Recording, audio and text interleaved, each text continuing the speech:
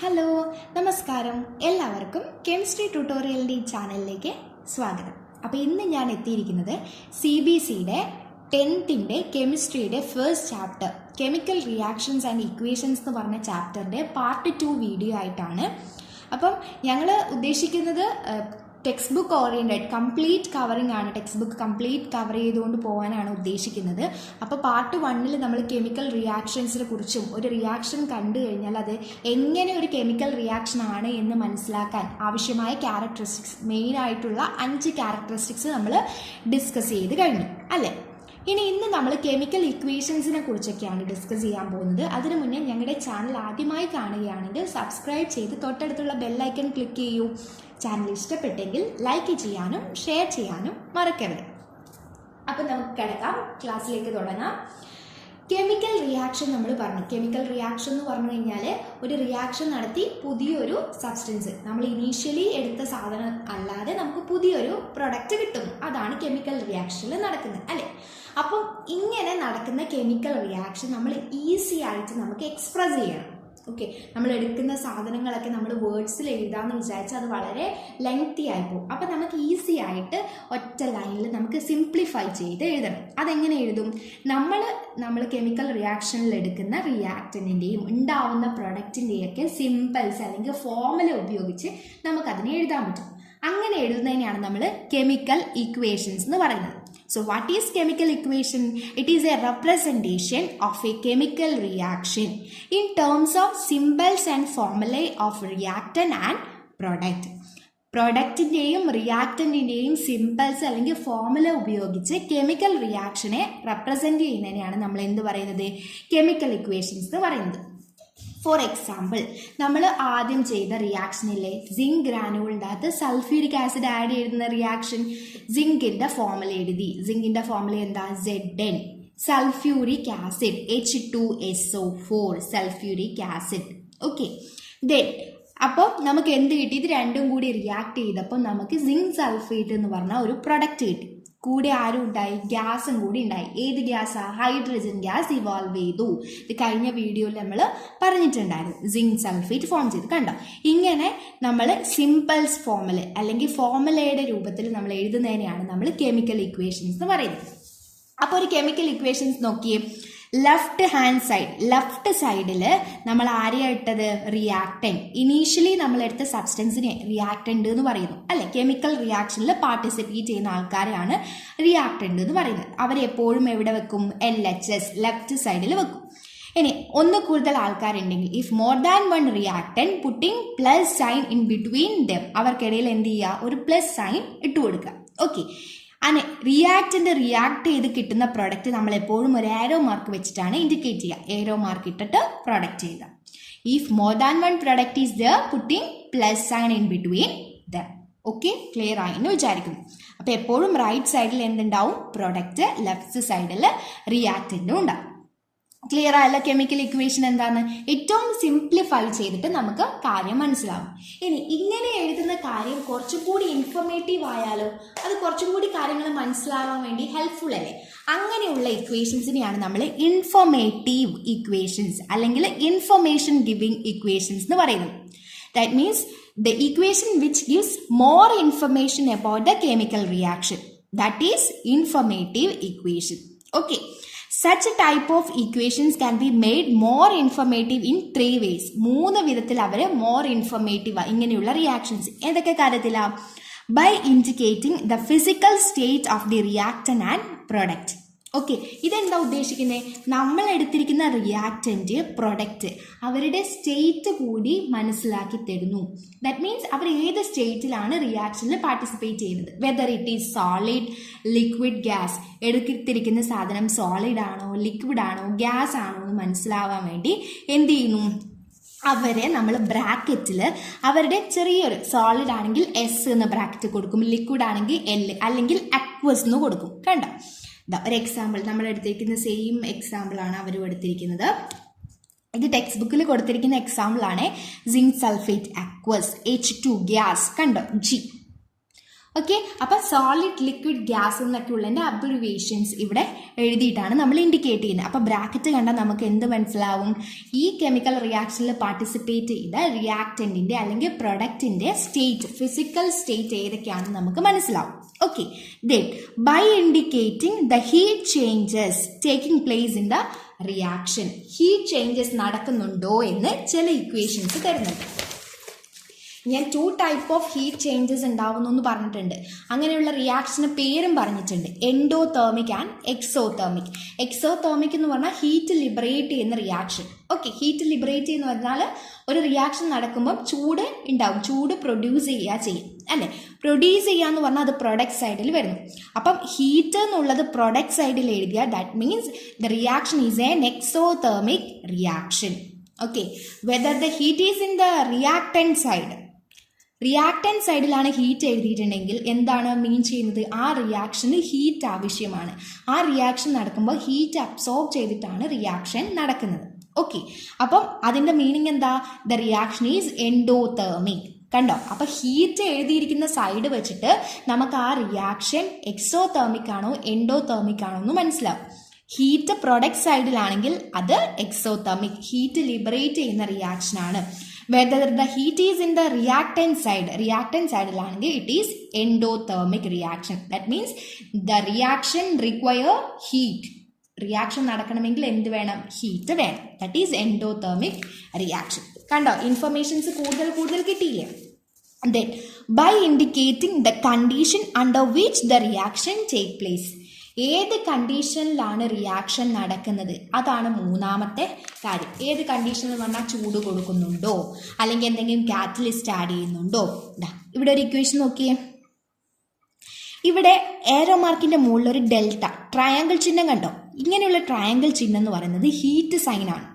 If heat is required for a reaction to take place, then the heat sign delta is put over the arrow of the equation. എപ്പോഴും എവിടെ ഇടുക?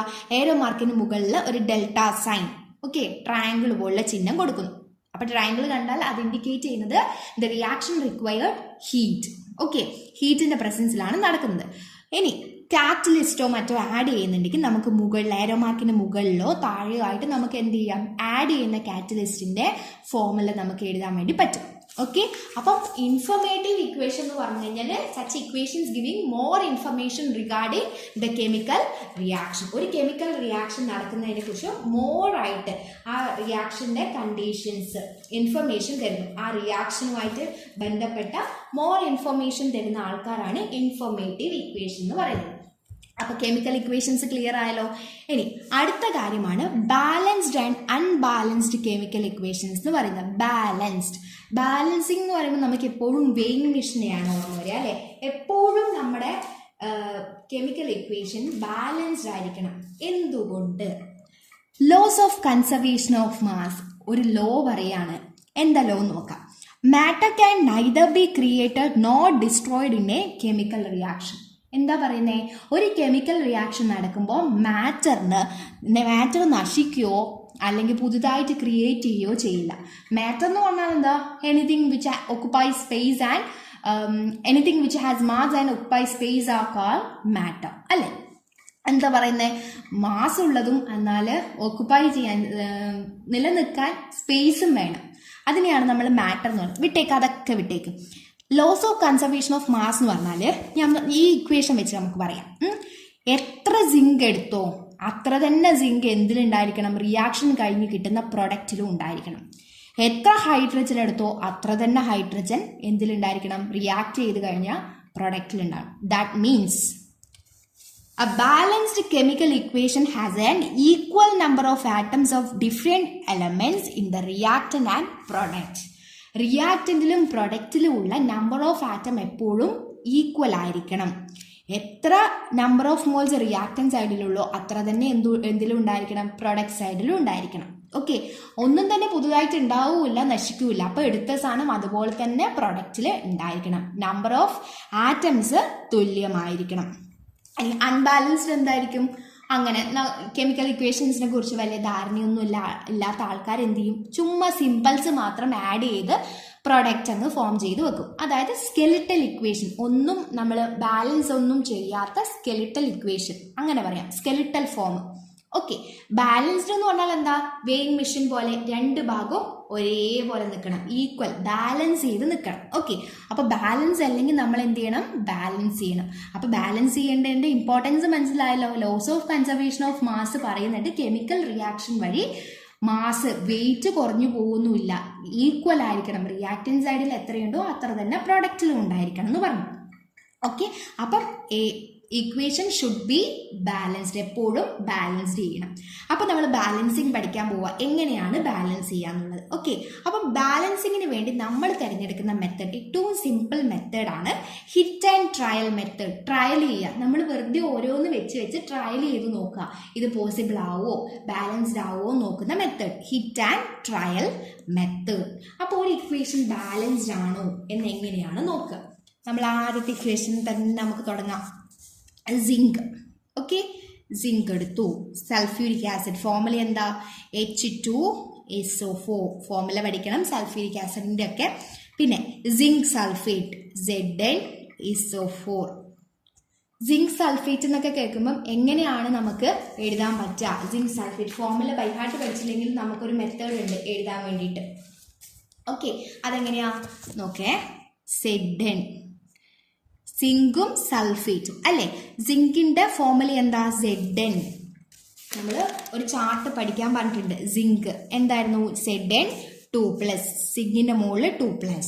Sulphate നോക്കാം, ഇതാ sulphate SO4 2-, അതിന്റെ മുകളിൽ അതിൻ്റെയും എഴുതി വെക്കാം.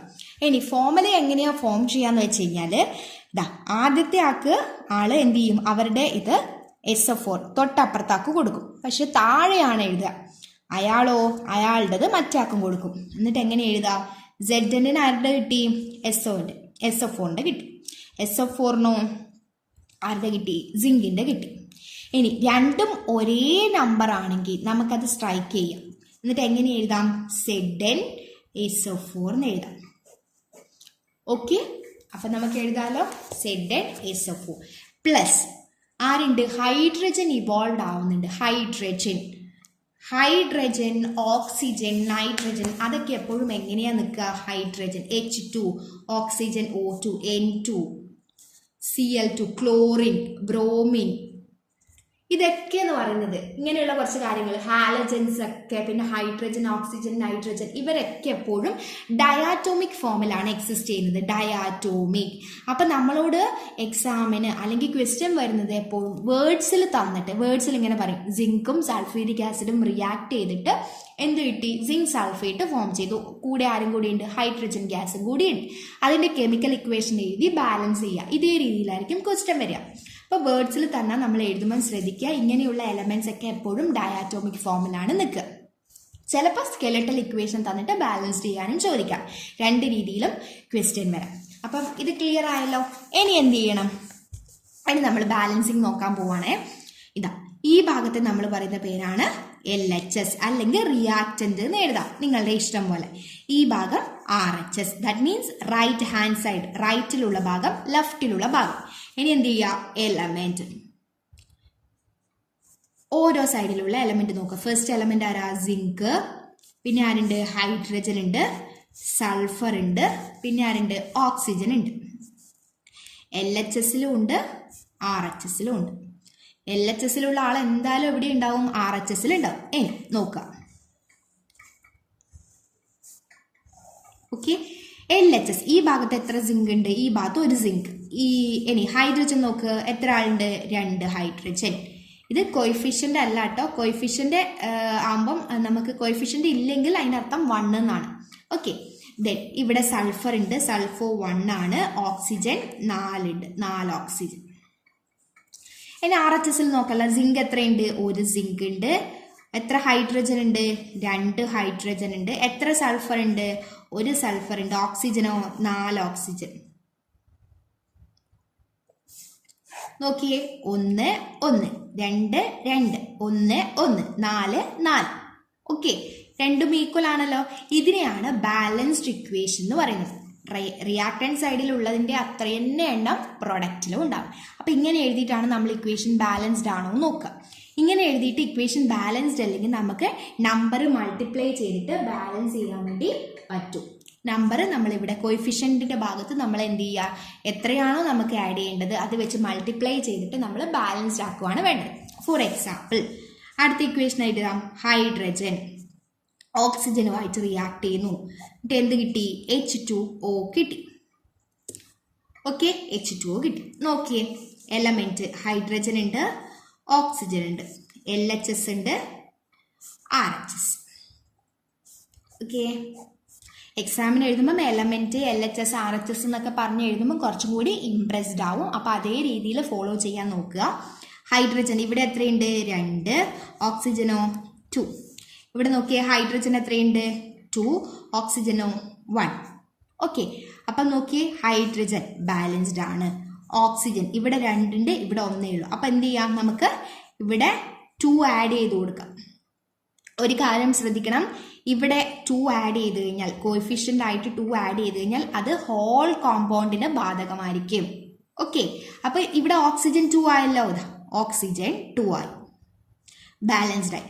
അപ്പോൾ ഇങ്ങനെ നമ്മൾ ഏതെങ്കിലും ഒരു സൈഡിൽ നമ്മൾ മൾട്ടിപ്ലൈ ചെയ്താൽ നമ്മൾ എന്ത് ചെയ്യണം, ആദ്യം തൊട്ട് ഒന്നും കൂടി ചെക്ക് ചെയ്യണം. കാരണം ഒരു സ്ഥലത്ത് മൾട്ടിപ്ലൈ ചെയ്താൽ ബാക്കി ഭാഗം ചെറുങ്ങനെ മാറാനുള്ള സാധ്യതയുണ്ട്. ഇനി ഒന്നും കൂടി നോക്കിയേ, ഹൈഡ്രജൻ ഇവിടെ 2, ഇവിടെ നോക്കിയേ, കോഎഫിഷ്യൻ്റ് ആയിട്ട് നമ്മൾ മൾട്ടിപ്ലൈ ചെയ്ത് കഴിഞ്ഞാൽ ഹോൾ കോമ്പൗണ്ടിന് ബാധകല്ലേ. ഇവിടെ ഒരു 2 ഉണ്ട്, ഇവിടെ ഒരു 2 ഉണ്ട്. അപ്പോൾ ഹൈഡ്രജൻ റൈറ്റ് സൈഡിൽ എത്രയായി? 4 ആയി. ലെഫ്റ്റിൽ എത്രയേ ഉള്ളൂ? 2 ഉള്ളൂ. അപ്പം നമ്മൾ എന്ത് ചെയ്യുക, 4 ആക്കാൻ വേണ്ടി ഒരു 2 വെച്ച് മൾട്ടിപ്ലൈ ചെയ്ത് കൊടുക്കാം. ഇപ്പം ഇവിടെ എത്രയായി? 4 ഹൈഡ്രജൻ 2 ഓക്സിജൻ, ഇവിടെ 4 hydrogen 2 oxygen. It is balanced. Clear ആയി എന്ന് വിചാരിക്കുന്നു. ഇനി അടുത്തൊരു കോമ്പൗണ്ട് നോക്കാം. മീത്തേൻ എടുത്തു. Methane CH4. പുതിയ കോമ്പൗണ്ട്, പരിചയമില്ലാത്ത കോമ്പൗണ്ട് വരുമ്പോൾ പേര് പറയുമ്പം പഠിച്ചു വെക്കാം. മീത്തേൻ എന്നാണ് ഈ കോമ്പൗണ്ടിന്റെ പേര്. ഓക്സിജനുമായിട്ട് റിയാക്ട് ചെയ്യുന്നു. ഓക്സിജനുമായിട്ട് റിയാക്ട് ചെയ്യുന്നു പറയുമ്പോൾ എന്ത് ആഡ് ചെയ്യുക? O2. ഓക്കെ, റിയാക്ട് ചെയ്യുമ്പോൾ നമുക്ക് എന്ത് കിട്ടും? കാർബൺ ഡൈ ഓക്സൈഡും വാട്ടറും ആണ് കിട്ടുന്നത്. കാർബൺ ഡൈ ഓക്സൈഡും വാട്ടറും. ഓക്കെ, ഇനി എലമെന്റ് വെച്ച് ചെക്ക് ചെയ്യാം. കാർബൺ ഉണ്ട്, ഹൈഡ്രജൻ ഉണ്ട്, ഓക്സിജൻ ഉണ്ട്, LHS RHS. നോക്കിയേ, കാർബൺ എത്രയുണ്ട്? 1, ഹൈഡ്രജൻ 4, ഓക്സിജൻ 2. ഇവിടെ കാർബൺ 1, ഹൈഡ്രജൻ 2, ഓക്സിജൻ ഇവിടെ 2 ഉണ്ട്, ഇവിടെ 1 ഉണ്ട്, 2 1 3. നോക്കിയേ, കാർബൺ ബാലൻസ്ഡ് ആണ്. ഹൈഡ്രജൻ ഇവിടെ 4 ഉണ്ട്, ഇവിടെ 2 ഉള്ളൂ. അപ്പം എന്ത് ചെയ്യാം? ഇൻറ്റു 2 ചെയ്യാം. അപ്പം എന്തായി? 4 ആയി. ഓക്കെ, ബാലൻസ്ഡ് ആയില്ലേ? ഇനി അടുത്ത ആളെ നോക്കാം. ഇവിടെ ഓക്സിജൻ 2, ഇവിടെ നോക്കിയേ, 2ഉം ഇപ്പം ആഡ് ചെയ്തതുകൊണ്ട് 2 ആഡ് ചെയ്തുകൊണ്ട് എന്തായി? ഇവിടെ 4 ആയി, ഇവിടെ 2 ഉള്ളൂ. അപ്പം നമ്മൾ എന്ത് ചെയ്യുക? ഈ സൈഡിൽ 2 ആക്കുക. ഉള്ളത് നമുക്ക് നശിപ്പിക്കാൻ പറ്റില്ല, ആഡ് ചെയ്യാനേ പറ്റുള്ളൂ. ഇവിടെ നമുക്ക് എന്ത് ചെയ്യുക?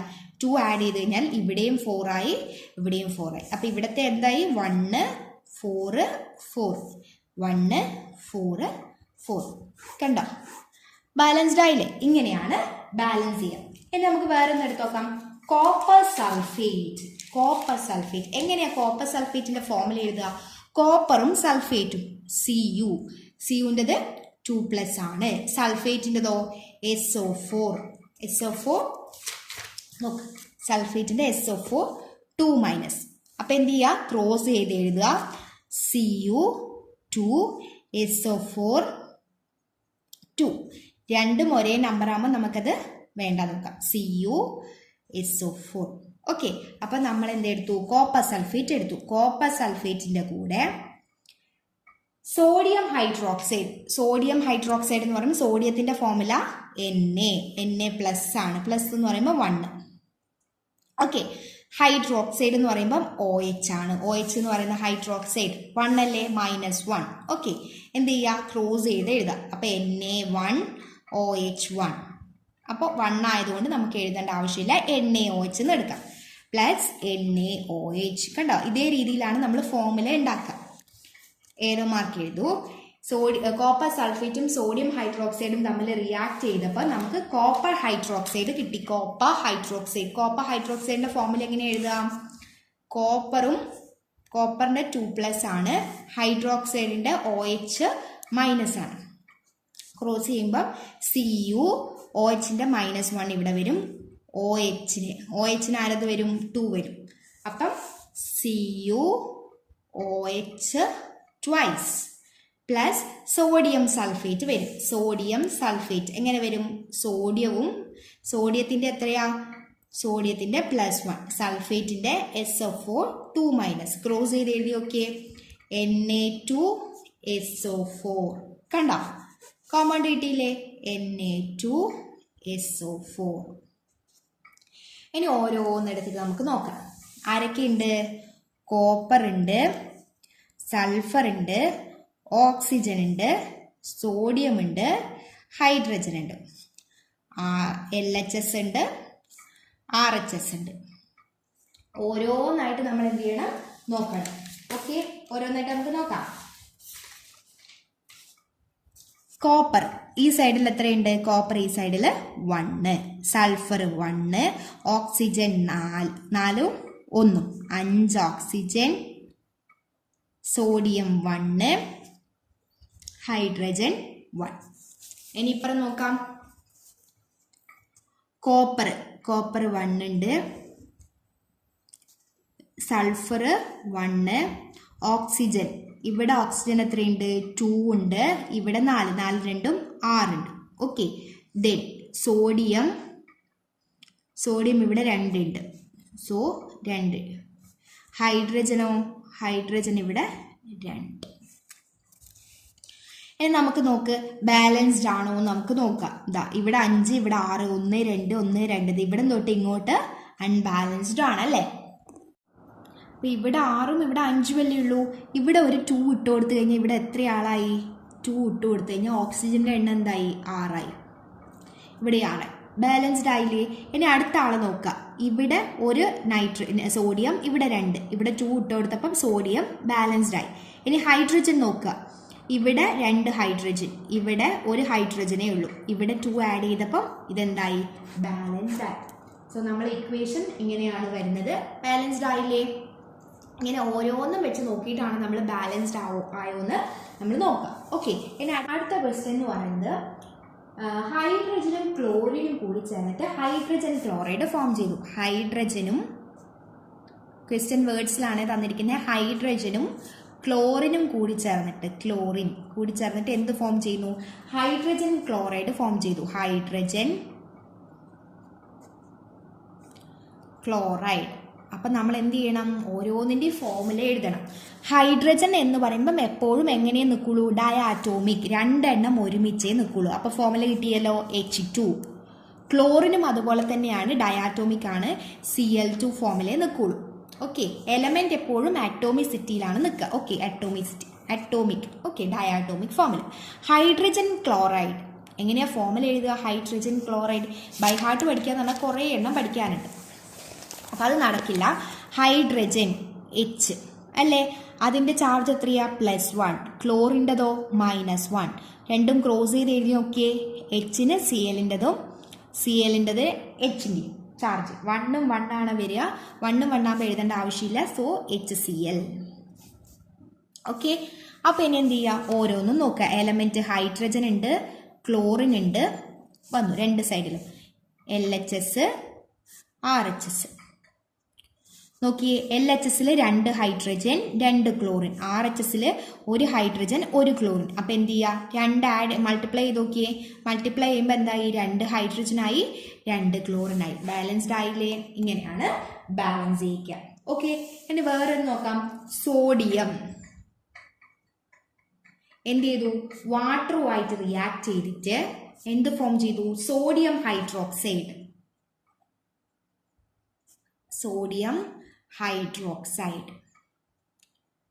Plus hydrogen. വേർഡ്സിൽ തന്നു. അപ്പം നമ്മൾ എന്ത് ചെയ്യണം? ആദ്യം ഇതിൻ്റെ ഫോമുല എഴുതണം, എന്നിട്ട് അതിനെ എന്ത് ചെയ്യണം? ബാലൻസ് ചെയ്യിക്കണം. ഓക്കെ, നോക്കാലോ. സോഡിയം എന്ന് പറയുന്നതിൻ്റെ സിമ്പിള് Na പ്ലസ് വാട്ടറിൻ്റെ formula H2O gives sodium hydroxide. Sodium hydroxide എങ്ങനെ വരിക? സോഡിയത്തിൻ്റെ Na, ഹൈഡ്രോക്സൈഡ് OH. +1ഉം -1ഉം ആണ്. ക്രോസ് ചെയ്ത് എഴുതുമ്പം Na OH. 1 വന്നു കഴിഞ്ഞാൽ എഴുതേണ്ട ആവശ്യമില്ല. അപ്പം സോഡിയം ഹൈഡ്രോക്സൈഡ് എന്ന് പറയുമ്പം NaOH പ്ലസ് ഹൈഡ്രജൻ ഞാൻ പറഞ്ഞിട്ടുണ്ട് ഡയാറ്റോമിക് ആണ്, H2 ഫോമിലാണ് എഴുതുക. ഓക്കെ, ഇനി എലമെന്റ് എഴുതാലോ. Na, ഹൈഡ്രജൻ ഉണ്ട്, ഓക്സിജൻ ഉണ്ട്, LHS, പിന്നെ ആരുണ്ട്, RHS. സോഡിയം എത്രയുണ്ട്, 1, ഹൈഡ്രജൻ 2, ഓക്സിജൻ 1. ഇവിടെ നോക്കിയേ, സോഡിയം 1, ഓക്സിജൻ ഹൈഡ്രജൻ 3 ഹൈഡ്രജൻ ഉണ്ട്, ഓക്സിജൻ നോക്കുക, ഓക്സിജൻ 1. അപ്പം എന്ത് ചെയ്യുക, ഇവിടെ 2 ഹൈഡ്രജനും ഇവിടെ 3 ഹൈഡ്രജനോ ഉള്ളത്. അപ്പം ഇവിടെ 3 ഉണ്ട്, ഇവിടെ 2 ഉണ്ട്. അപ്പം നമുക്ക് എന്ത് ചെയ്യാം, ഇവിടെ ഒരു 2 ഇട്ട് കൊടുക്കാം. അപ്പം ഇവിടെ എന്തായി, 4 ആയി ഇല്ലേ. 4 ഹൈഡ്രജൻ ആയാലും 2 4 ആയി. അപ്പം ഇവിടെ ഒരു 2 ഇട്ട് കൊടുത്തു കഴിഞ്ഞാൽ ഹൈഡ്രജൻ എന്തായി, 4 ആയി. ഓക്കെ, ഇനി ഓക്സിജൻ നോക്കാം. ഇവിടെ എത്രയായി, ഇവിടെ 2 ഓക്സിജൻ ആയി. ഇപ്പം ഇവിടെയോ, ഇവിടെയും 2 ഓക്സിജൻ ആയി. അപ്പം എല്ലാം ബാലൻസ്ഡ് ആയില്ലേ. നമുക്കിങ്ങനെ ബാലൻസ് ചെയ്യാൻ വേണ്ടി പറ്റും. ക്ലിയർ ആയി എന്ന് വിചാരിക്കുന്നു. ഇനി അടുത്ത ആൾ നോക്കാം. മഗ്നീഷ്യം റിബൺ കത്തിക്കുന്നു. നമ്മൾ കഴിഞ്ഞ ക്ലാസ്സിൽ പറഞ്ഞതാണ് മഗ്നീഷ്യത്തിന്റെ സിമ്പിള് Mg. ഓക്കെ, വാൽവിൽ കത്തിക്കുന്നു എന്ന് പറഞ്ഞാൽ ഓക്സിജന്റെ പ്രസൻസിലാണ് കത്തിക്കുക. ഓക്സിജൻ O2 എന്നാണ് എഴുതുക. ഓക്കെ, ഡയാറ്റോമിക് ആയതുകൊണ്ട്. എന്നിട്ട് എന്താ ഫോം ചെയ്യുക, മഗ്നീഷ്യം ഓക്സൈഡ്. ഓക്സൈഡിന്റെ എന്താ, O2 മൈനസ് മഗ്നീഷ്യത്തിന്റെ Mg2+. അപ്പോൾ എഴുതി നോക്കിയേ, Mg2+, ഓക്സൈഡിന്റെ 2- രണ്ടും കൂടി ക്രോസ് ചെയ്യുക. അപ്പം മഗ്നീഷ്യത്തിന് 2- വരും, ഓക്സിജന് 2+ വരും. രണ്ടും ഒരേതായതുകൊണ്ട് നമുക്ക് ഒരേ നമ്പർ ആയതുകൊണ്ട് സ്ട്രൈക്ക് ചെയ്യാം. അപ്പം കിട്ടുന്നത് എന്താ, MgO. ഓക്കെ, ഇനി നമുക്ക് ഓരോന്നും വെച്ച് നോക്കാം. മഗ്നീഷ്യം എത്രയുണ്ട്, LHSൽ, ഓക്സിജൻ LHS, RHS. LHSൽ 1, RHSൽ 1. ഓക്സിജൻ LHSൽ 2, RHSൽ 1. അപ്പം എന്ത് ചെയ്യുക, 2 ഇട്ട് കൊടുക്കുക. അപ്പം ഓക്സിജൻ എന്തായി, 2 ആയി. ഇനി മഗ്നീഷ്യം നോക്കിയേ, ഇവിടെ ആദ്യം നോക്കണം നമ്മൾ എന്തെങ്കിലും ഒരു തിരുത്ത് ഇക്വേഷനിൽ വരുത്തി കഴിഞ്ഞാൽ വീണ്ടും ആദ്യം തൊട്ടേ നമ്മൾ നോക്കുക. മഗ്നീഷ്യം ഇവിടെ 2 ആയി, ഇവിടെ 1 ഉള്ളൂ. അപ്പം ഇവിടെ എന്ത് ചെയ്യുക, ഒരു 2 ഇട്ട് കൊടുക്കുക. ഈക്വൽ ആയല്ലോ, ഇവിടെയും 2 ബാലൻസ്ഡ് ആയല്ലോ. സോ ഇങ്ങനെയാണ് ഇക്വേഷൻസ് ബാലൻസ് ചെയ്യുക. അപ്പം നമ്മൾ ഇന്ന് കെമിക്കൽ ഇക്വേഷൻസിനെ കുറിച്ചാണ് പഠിച്ചത്. കെമിക്കൽ ഇക്വേഷൻ എന്ന് പറഞ്ഞാൽ representation of a chemical reaction in terms of symbols and formula of reactant and product. Okay, balanced and unbalanced equation ഉണ്ടാവും. Law of conservation of mass പ്രകാരമാണ് നമ്മൾ ബാലൻസ് ചെയ്യുന്നത്. എന്താണ്, മാറ്റർ നമുക്ക് ക്രിയേറ്റ് ചെയ്യാനോ ഡിസ്ട്രോയ് ചെയ്യാനോ പറ്റില്ല. അപ്പം നമ്മുടെ ഇക്വേഷൻ എപ്പോഴും ബാലൻസ്ഡ് ആയിരിക്കണം. ബാലൻസ്ഡ് ആയിരിക്കണം എന്ന് പറഞ്ഞാൽ റിയാക്ടിങ് സൈഡും പ്രൊഡക്റ്റ് സൈഡിലുള്ള നമ്പർ ഓഫ് ആറ്റംസ് ഈക്വൽ ആയിരിക്കണം. ഹിറ്റ് ആൻഡ് ട്രയൽ മെത്തേഡ് വഴിയാണ് നമ്മൾ കെമിക്കൽ ഇക്വേഷൻസ് ബാലൻസ് ചെയ്യുന്നത്. ഓക്കെ, ഒരുപാട് ക്വസ്റ്റ്യൻസ് നിങ്ങളുടെ ടെക്സ്റ്റ് ബുക്കിലുണ്ട്. ഇനി ബാലൻസിങ്ങുമായിട്ട് റിലേറ്റ് ചെയ്ത കുറച്ച് പ്രോബ്ലംസ് നമുക്ക് വർക്കൗട്ട് ചെയ്യുന്ന ഒരു വീഡിയോ ഞാൻ അപ്ലോഡ് ചെയ്യാം. അപ്പം ഇത്രയും ക്ലിയർ ആയി എന്ന് വിചാരിക്കുന്നു. അടുത്ത ടോപ്പിക്കുമായി അടുത്ത വീഡിയോയിൽ കാണാം. അപ്പോൾ പ്രാക്ടീസ് ചെയ്യുക, ബാലൻസ് ചെയ്തുകൊണ്ടേ ഇരിക്കുക. കുറേ ക്വസ്റ്റ്യൻസ് എടുക്കുക, ബാലൻസ് ചെയ്ത് പഠിക്കുക, എന്നാലേ നമുക്ക് ഓർമ്മയിൽ നിൽക്കുള്ളൂ. ഇനി ഓഡ് നമ്പർ വരുമ്പോൾ ചെറിയൊരു കൺഫ്യൂഷൻ വരും. അത് ഞാൻ അടുത്ത ക്ലാസ്സിൽ പറഞ്ഞു തരാം. അപ്പോൾ അടുത്ത വീഡിയോയിൽ കാണുന്നവരെ ബൈ.